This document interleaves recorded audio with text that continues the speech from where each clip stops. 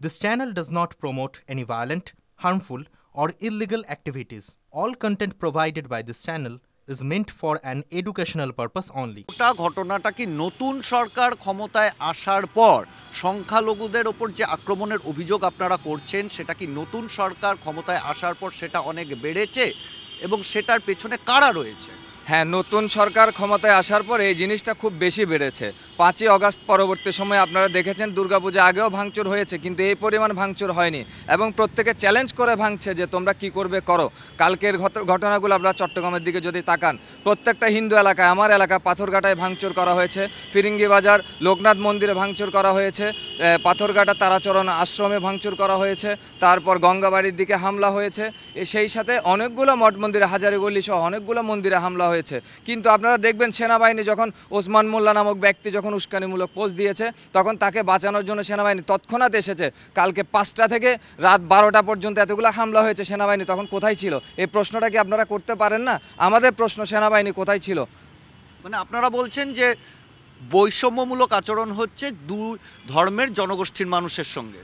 অবশ্যই বৈষম্যমূলক আচরণ হচ্ছে, তার চাক্ষুষ প্রমাণ আপনাদেরকে দিতে চাই। সেটা হচ্ছে উৎসব মণ্ডল নামে একজন ব্যক্তি, তার আইডি হ্যাক করে একটা পোস্ট দেওয়া হয়েছে, অথচ সেই উৎসব মণ্ডলকে সেনাবাহিনীর উপস্থিতিতে আপনার ওই উৎসুক জনতার হাতে তুলে দেওয়া হয়েছে। আর ওসমান মোল্লা সে নিজে লিখিত স্বীকারোক্তি দিয়েছে মালিক সমিতির প্যাটে যে সে উস্কানিমূলক ইস্কনকে জঙ্গি বলে, ভারতের দালাল বলে পোস্ট দিয়েছে, কিন্তু তারপরেও তার গায়ে কেউ হাত তোলেনি। তবুও হাজারীগল্লির ঘটনায় কি পরিমাণ হিন্দুদেরকে মারধর করা হয়েছে।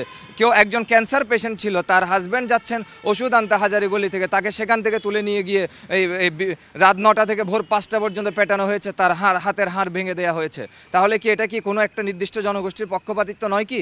না, আপনি বলছেন খুব পরিকল্পিত একটা হামলা হচ্ছে। এই পরিকল্পনার পেছনে কারা রয়েছেন, কিভাবে এই পরিকল্পনা?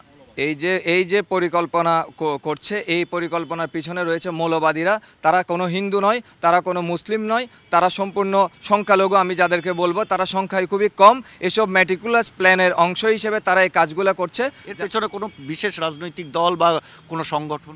সেটা তো আসলে তদন্ত করা বর্তমান সরকারের উচিত, কারণ আমরা জনগণ, আমরা তো অনেক কিছু বুঝতে পারছি, কিন্তু সেটা তদন্ত করে বিশ্ববাসীর কাছে এই রিপোর্টটা তাদের তুলে ধরতে হবে। যেমন আমি একটা কথা বলতে চাই, 5ই আগস্টের আগে বাংলাদেশে কী পরিমাণ গুম খুন হয়েছে সেটা জানার জন্য তৎকালীন এই যে আমাদের এই রাজনৈতিক দল বিএনপি জামাত একটা আবেদন করেছিল যাতে বাংলাদেশে একটা আমেরিকা থেকে একটা প্রতিনিধির সঙ্গে আসছি পরে। আমাকে একটা জিনিস বলুন যে চিন্ময় প্রভু তিনি ইসকন থেকে বহিষ্কৃত একজন ওই এলাকার সনাতনী নেতা হিসেবে প্রতিষ্ঠিত। তা সেই চিন্ময় প্রভুর বিরুদ্ধে রাষ্ট্রদ্রোহিতার একাধিক অভিযোগ রয়েছে, তার মধ্যে একটা হচ্ছে জাতীয় পতাকা অবমাননার অভিযোগ। তা সেই সম্পর্কে আপনি কি বলবেন? আপনি তো চিন্ময় প্রভুর অত্যন্ত ঘনিষ্ঠ অনুগামী। জাতীয় পতাকা অবমাননার যে অভিযোগটা এসেছে আসলে খুবই হাস্যকর বিষয়। যে জাতীয় পতাকা যেটাকে বলা হচ্ছে, সে পতাকাটাকে আপনারা জুম করে দেখবেন, গোয়েন্দা সংস্থা জুম করে দেখে যখন বুঝতে পেরেছে সে পতাকার মধ্যে পাকিস্তানের কতগুলো লোগো পাওয়া যাচ্ছে।